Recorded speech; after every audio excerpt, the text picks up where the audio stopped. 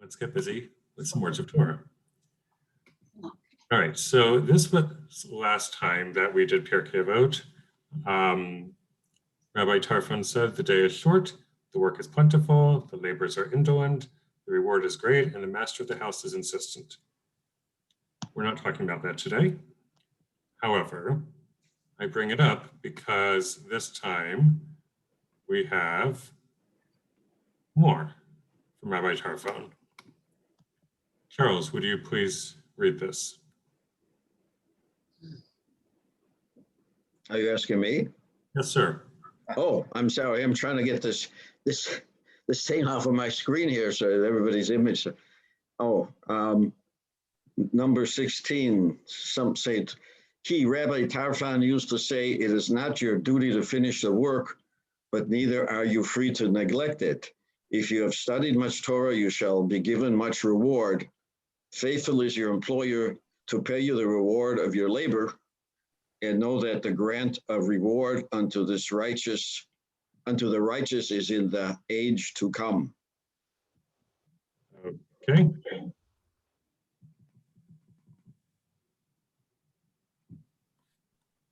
And if you would read our biography. Oh, yeah, okay, it's a biography. More Rabbi Tarfon, how are these sayings relevant to our lives today? Thank you.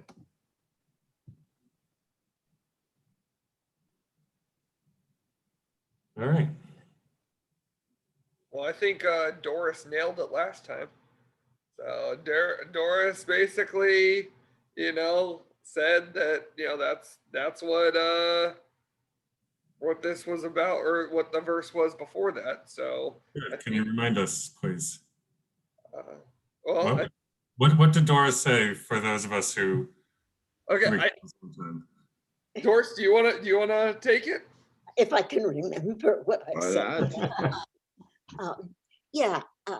It's just that in scholars, people who study Torah often speak about the reward, and they're referring to the life to come. And so that was my guess. And it looks as if it's been.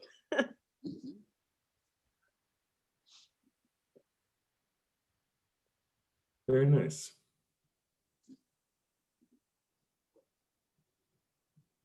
Maybe at this point in time, we are not free to neglect the fact that we can do something about the climate change.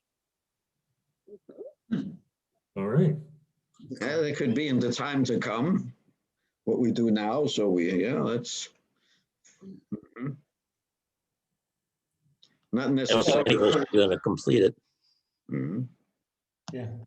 For someone say, I think that's very, very important, because I think for someone who may not believe in a hereafter or a supernatural manifestation of a godliness, your question, David, is how is this relevant today? But it's also how could it be relevant to those who study this, who don't have that construct of what Judaism and God is about. Mm-hmm. And to me, I might fit that description. It's that the duty to understand what the Torah is about in its teachings, as well as the Pirkei Avot, etc., is to understand better your responsibility to all the world around you, as Doris would say, to continue and not to stop. And while your reward is not the reward and maybe of an afterlife, but it is the reward for generations to come of the good that you do. So, I'm just trying to think how this is relevant to my life today, given my religious belief structure. Mm-hmm.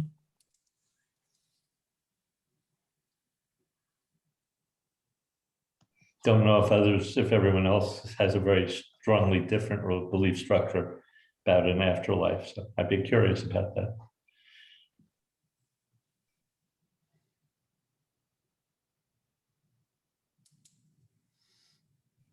So it sounds like go ahead. I wonder if the last two sentences of this can be interpreted to imply that your employer doesn't have to give you a salary.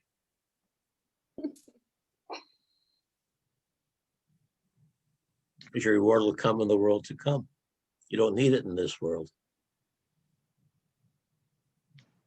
Well, it's a reward, not necessarily a salary.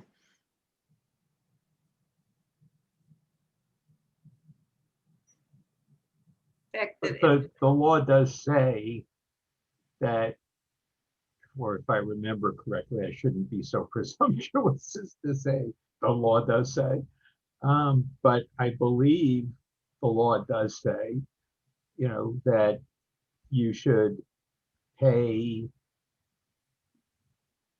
you should be rewarded for your labor, and that you should actually be paid every day for your labor that day. But there's a difference between, that's what I'm saying, is a difference between what is a salary. A salary comes from the root to just getting your salt, getting your payment of some sort. But that's one thing. One thing is getting a reward or a prize or something that's just going on beyond just something that's just to sustain you.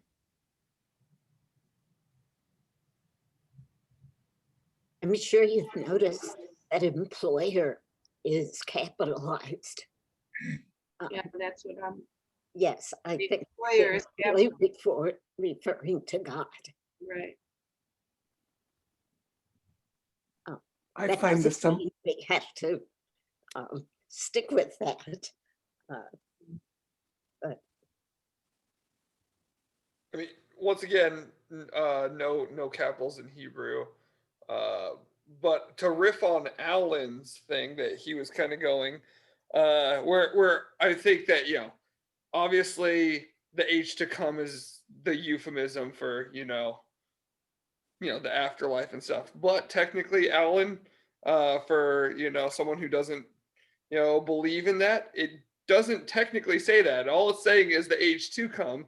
So, if you're doing the work now, in the future, in the ages to come, you'll reap the benefit. Like, if you're, your kids and that kind of stuff, if you put in the work, that much like how, parents and generations, increase, the future generations and that kind of stuff. If you were wanting something a little bit more, or something a little bit less holistic, would be my thought on that. And it's not materialistic or money, it's good things will happen. That's what the reward will be. Well, that's what I'm trying to imply by distinguishing that between a salary, which is something material. Yes. Yeah. I like the first sentence. It is not your duty to finish the work, but neither are you free to neglect it. So many of someone mentioned climate change, but all kinds of social problems and are so complex that it can be very discouraging. And I just think it's nice to be reassured that we don't have to finish the work to try to do something about it. Problem I find with this statement, though, is the second sentence, which says, if you have studied much Torah, you shall be given much reward. Implication is the only work that this refers to is studying Torah. Mm-hmm. It does not say anything about Right. applying it to life, applying it to the world, or applying it to anything else. Just sit at your table, study Torah, and you shall be given your reward. And maybe the employer does not. But if you're studying Torah, that includes laws and indications and interpretations of things that you apply to your daily activities. Says nothing about applying it. Oh, you learn. You What learn, happens but when doesn't you- mean you apply it. Herb, we've had that discussion in the past. Does the study of Torah imply just sitting there studying it? Or does the study of Torah also imply taking its teachings and act upon them in the real world? I would say here, what I take from this, not that it's spelled out one way or the other, but what I take from it is that the study of Torah is more than just the studying, day and night. It's the taking what you learn and therefore going out and serving and acting upon it in a positive way in the world. And that's the reward that you are given, for which you're given. I would Well, agree with you, but from what I understand, that it may be erroneous, that the ultra-Orthodox in Israel Right. take it that they sit down and they study Torah, and everybody else does everything else in the world. They just study, they don't do anything else. There are some branches of the ultra-Orthodox Yes. that their action. So I agree with you, Herb, that that's how some interpret it. I'm saying that's one that doesn't work for me. So you're taking the ultra-Orthodox perspective now with your interpretation. This is what it sounds like. I don't agree with that, with what they're doing, but this one statement makes it seem that. Well, there's some very simple things in the Torah that you say you have, for example, commandments, and you're supposed to do certain things, and the other instructions of how you're supposed to treat your fellow man, and you can't do that by sitting and reading something and not performing some of those instructions or commandments or instructions. So then you don't have to keep kosher either. For example, for the ultra-Orthodox, if you're saying all you have to do is study it, and you're saying your argument is, well, you don't have to apply it. It doesn't say applying it. So then you can read it, study it, but you're not applying it. Okay, well, we had some members of our synagogue years ago whose sons made Aliyah to Israel, and all they did, or what they did rather, was study Torah, and their father, who lived in the United States, sent them money every month to live for he and his wife and their umpteen children that they have. And they did nothing but study Torah, as many days of the week except for Shabbat, in a yeshiva in Israel. So there are people that do that, but the employer, can the employer be God? The fact Yeah. that it's The employer capitalized. is God. That's what I am interpreting it. Yes. Whoever translated this into English thought it was God. They capitalized it. They capital. Right. But I think Herb and Charles are bringing a very interesting topic, and I think Alan's right that we have discussed it in the past. But I mean, taking the thing of studying Torah to and being the ultimate to its most logical conclusion of only having to study it and not having to apply it is a very, I don't know, interesting, at least thought experiment, I think. And that's why I'm going along. I'm just playing the devil's advocate. Yeah. Oh my, two different devils. Right. But then What about working and studying Torah? Mm-hmm. It was good enough for my great-grandfather Mordecai. That's what he did. The rabbi that you talked about before, right? No, well, yeah, that's right. My grandfather's father, correct. Yeah.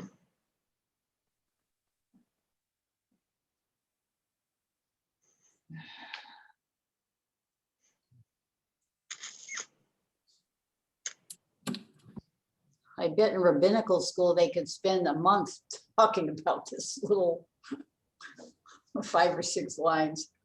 Mm. I always read these they remind me of other passages that I know in the Siddur from Shabbat.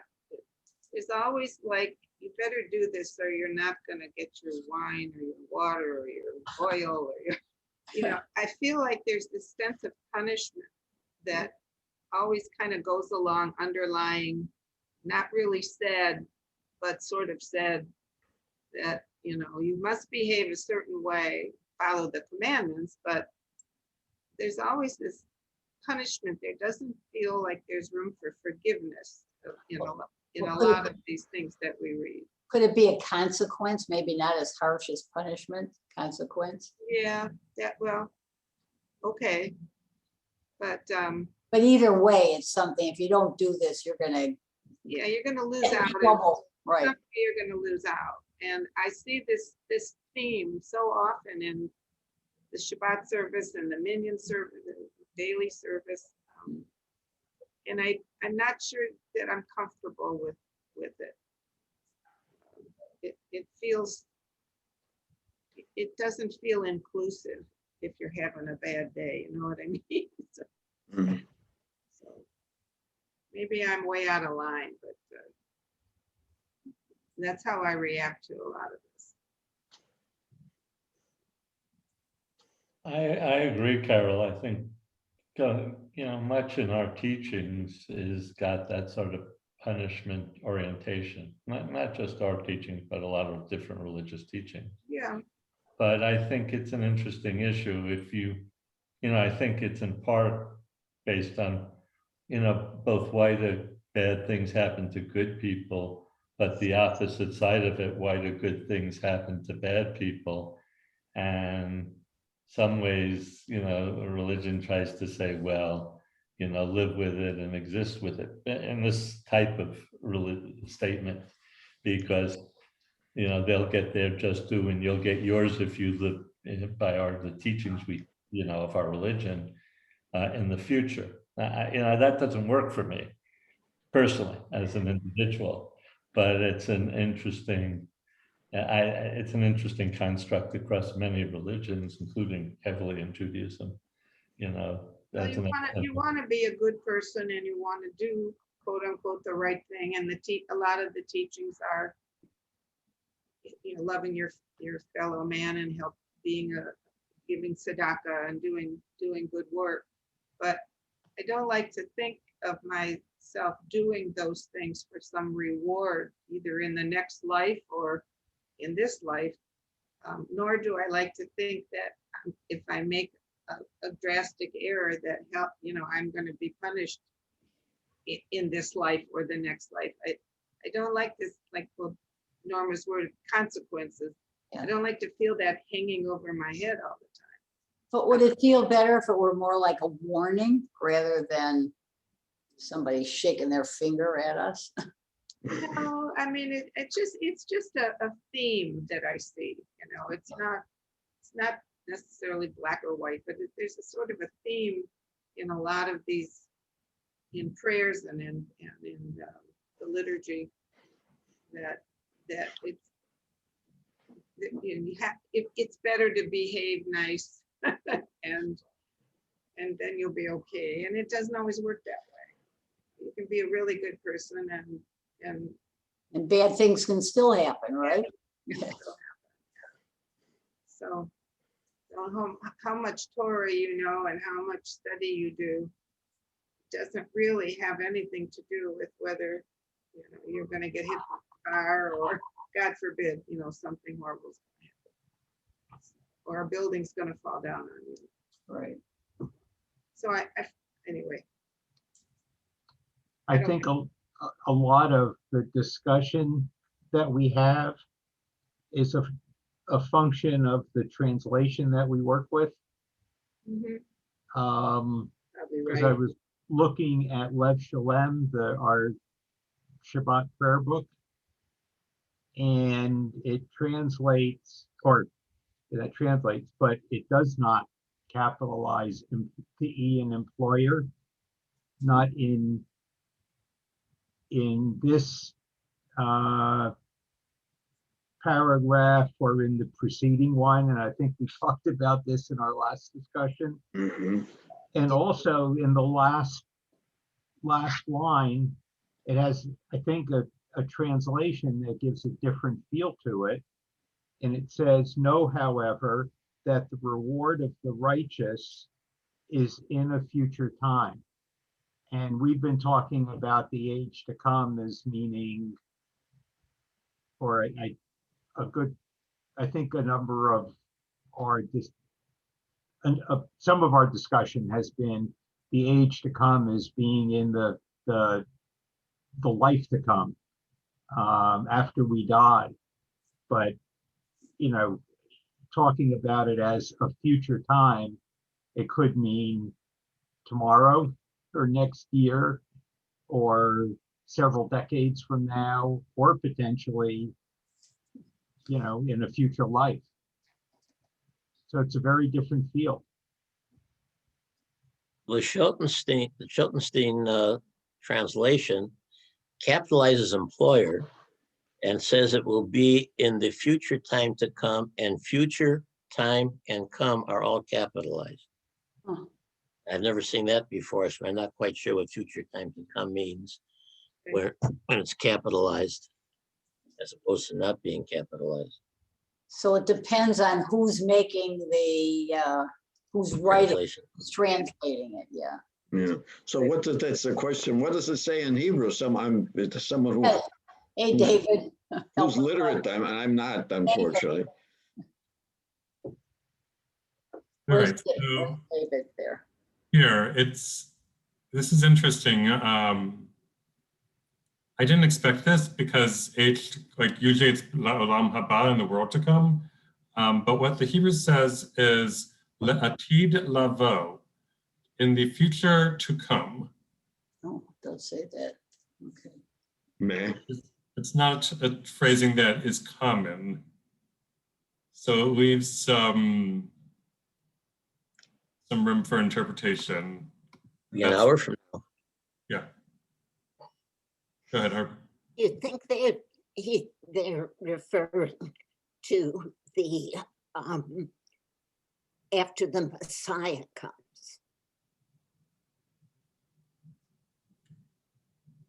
That's what Schottenstein thinks. By capitalizing future time and come, Yes. they're implying that it is in the Messianic era. Mhm.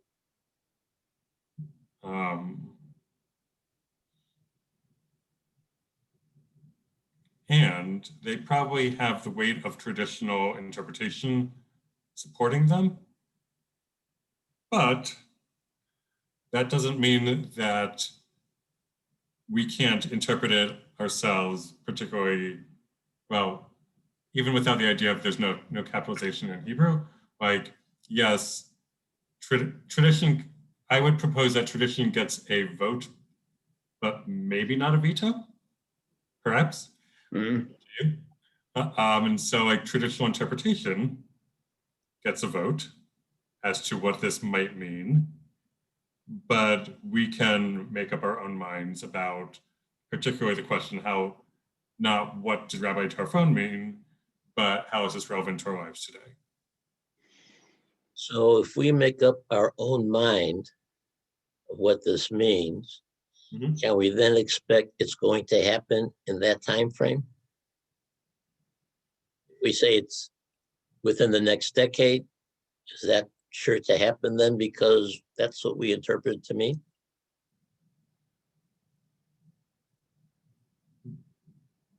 You might be wrong and the text might be wrong. You might think that it's going to happen in the next decade, or you might think that the text thinks it's going to happen in the next decade. And one or both of you might be right, but one or both of you might be wrong. But you're welcome to interpret it however you'd like.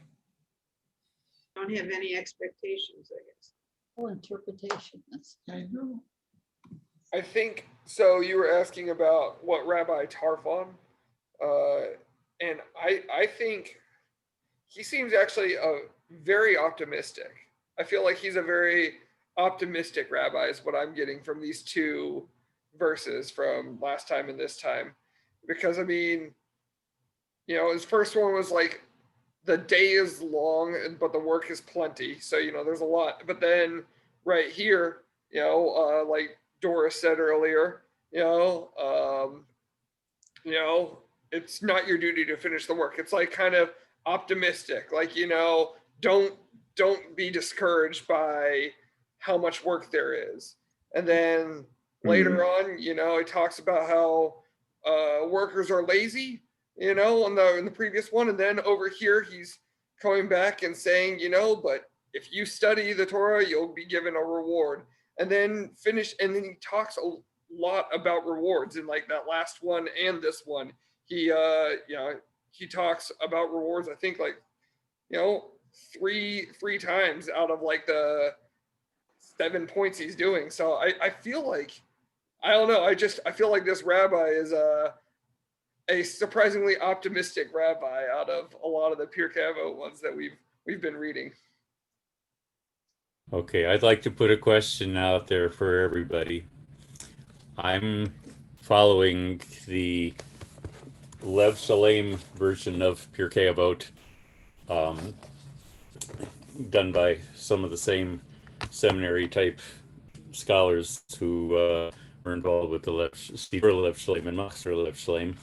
And one of them is my friend Rabbi Gordon Tucker, who's actually part of running the seminary once again. He's talking about the fact that Rabbi Tarfon in particular was anti-Epicurean.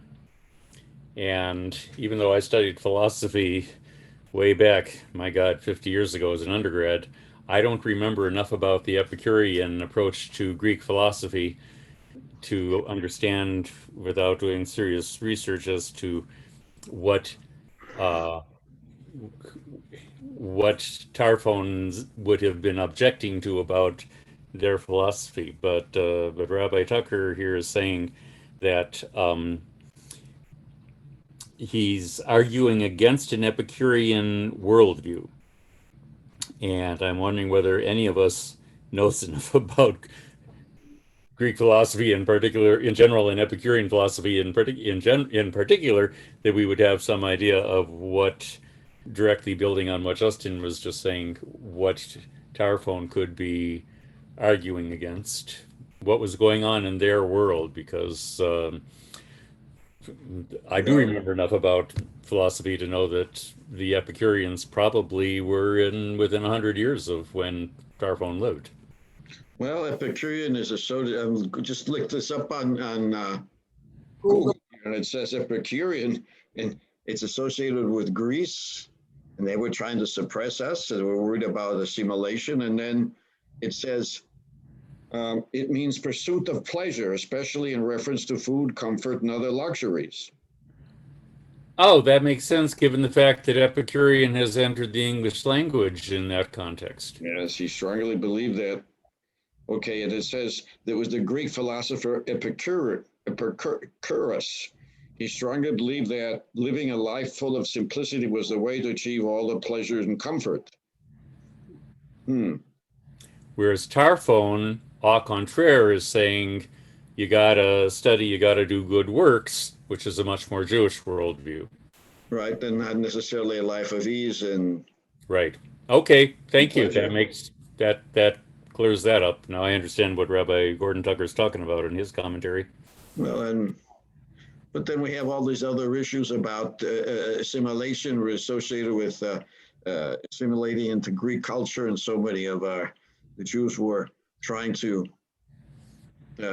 assimilate to that, to the point where to participate in athletic tournaments. That was earlier. That was the Maccabean period. All right, that's early. Okay. They were past that by the time Tarfon came along. All right, but it's associated with is it not? Well, in any case, I know very little about the history of the sequence in that detail. But you're barking up the right tree. Thank you. God bless Google. Rabbi Google. It's made my life a lot easier when I'm curious about something. Me too. Yeah, but there are three great quotes from Epicurus that I just came on, but I mean, I know some of the philosophy of Epicurus, and there's not quite one way or another, but probably the one that's most typically thought of as his philosophy is pleasure is the beginning and the end of living happily. Obviously said in Greek, Justin, so that's a translation, but he has some other interesting quotes. One is, death does not concern us because as long as we exist, death is not here. And when it does come, we no longer exist. So it's an interesting concept of the concept that it's the here and now that matters more than just the pleasure. Because the third quote that's of interest from him is, nothing is enough for the man to whom enough is too little. So it's not purely about being overly indulgent, but it's about being in the moment, being here and now, and not worrying so much about the future, which is what Rabbi Tarfon is talking about, I think. Is that helpful at all, those quotes from Epicurus? Absolutely. It's making what David's got on the screen right now is making it much more clear why Tarfon would be really on a tear against that secular philosophy as being inherently anti-Jewish. And much of what we've said in these last two sessions bears that out, that that Tarfon's urging us to not just think about the here and now, and rather to be thinking of the longer haul, so to speak. Thank you all for being our teacher. Well, Epicurus is trying to say that the reward is pleasure. Tarfon doesn't agree with that at all. Tarfon doesn't really tell us what the reward is going to be, just that we will get it in the future. So maybe they're both going to the same goal, but by different means. May I read a quote as well? I Googled it as well, and this quote is in a poster, and it says, Rabbi Tarfon teaches, do not be arrogant. Do not think that you alone can finish the job. Trust in your children and generations yet unborn.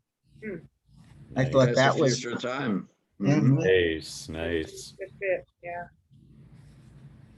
Thank you.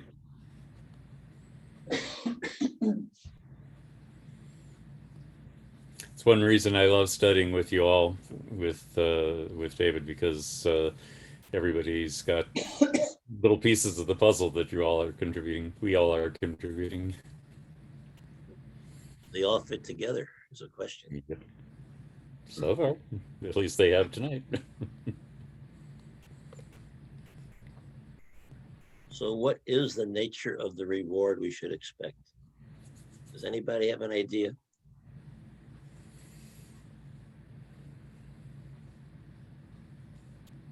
Reward is that you can continue to study, because you never ever give, just as looking at us as an example, you never ever finish reading the Torah. So because you can reinterpret and reinterpret. Based on what we've done, you can see we can't, in an hour, we can't get more than 6 lines. So for sure you can't, Carol. That's for sure. So Why does it have to, I don't think it has to specify a reward. Because if everybody should do things for the right reason, they're going to get a reward at some point. They're doing it for a reward at some indeterminate period in the future. But when that reward comes, they're going to go, you know, that good thing happened because I did something at some point in the past. If this said, you know, you're gonna get a Ferrari for doing some good deed, but you don't really want a Ferrari, what's the reward going to do for you? You're going to be disappointed. On the other hand, when you get the reward, you may not recognize that you got a reward. So you won't even know that you were rewarded. I think it's fairly clear what I think the reward would be is knowledge. I mean, because that's if it's all about study, if that's what all the work is for, then the reward has to be knowledge. And the thing is, historically throughout the Torah, knowledge has always been kind of, you know, a prize. I mean, be it, you know, eating from the tree of knowledge, you know, that was the taboo, but I mean, that was still a reward. I mean, it was, you know, something to kind of be had a little bit lofty, or you know, with you know, people throughout the ages having knowledge, or like that, and also possibly being like close to God, having the knowledge of being closer to God with, you know, people like Moses, you know, where, you know, studying the Torah makes you closer to God. And then, you know, that itself is the reward for those kinds of things. So, I mean, I don't know, that's where my mind goes for what this would be, because I mean, just from the literal conclusion of the work that's being put in, that would be the reward that, like, Well, to me, the reward would be that you understand what it is you've been studying, because maybe you study and study, and then the reward comes to you that, oh my goodness, I never really got that before, but now I get it. I understand what it's trying to tell me. And that would be Reward. the reward. The reward for the Tower of Babel was learning 70 languages. Be also that when you get older, you don't look back with regret, because you've lived what you perceive in yourself as a righteous life, that you've done the good things and you've been a good person. And so as you get older, you just don't look back with regret. And that's a reward in itself. Speaking as an older person. I'd like to put another kind of way of thinking of it on the table, and that is the concept of Achrayut, that which lives after us. Jim made the comment about he's the Jew he is because of his grandfather's influence. When I do some work around the house or leather work, or now I'm starting to make jewelry, I'm constantly thinking about the fact that I'm using not only skills but attitudes that my father instilled in me. He died when I was quite young, but he taught me things like always make sure your tools are sharp and always clean up after yourself and all that sort of stuff. Things that I'm finding myself using all these years later as I'm now trying to do things with my hands. He was an oral surgeon, so he was working with his hands for his living, basically. But I already have seen a bit of my Achrayut when I attended David and Miriam Zufruth and heard David's bar mitzvah student chanting Torah the way I had taught David to chant Torah. I said to myself, oh my God, I'm going to live on through David passing on what I taught him about Torah chanting, and he's going to pass it on to his students. So that's another way to think of reward, long haul, long term, that might be relevant for this discussion. That was your reward when you heard that. Mm-hmm.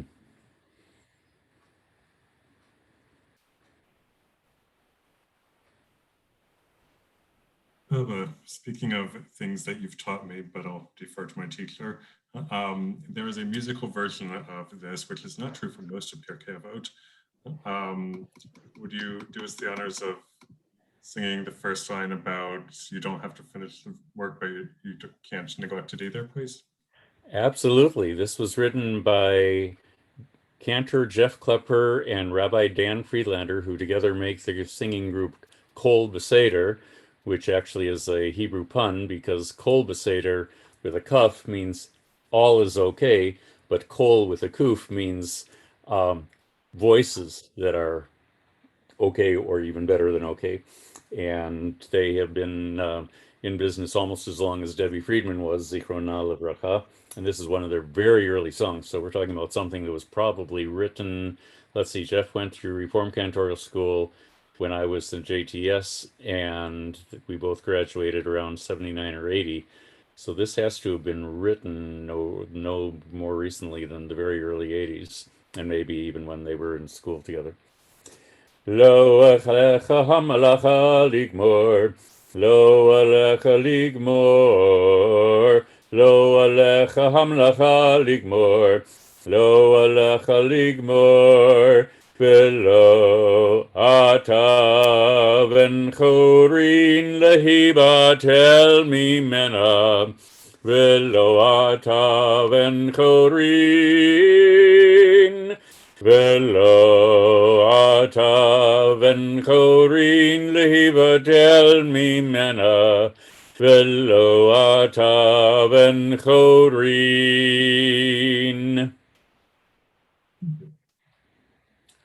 Nice. That's at least 40 years old. Thank you.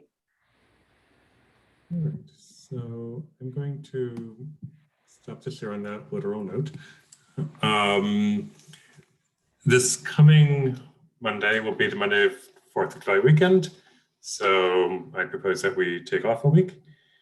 And then the week after that will be the Monday before Tisha B'Av, which is the day when the temples were destroyed on the 9th of Av. So the class about Kamsa and Bar Kamsa.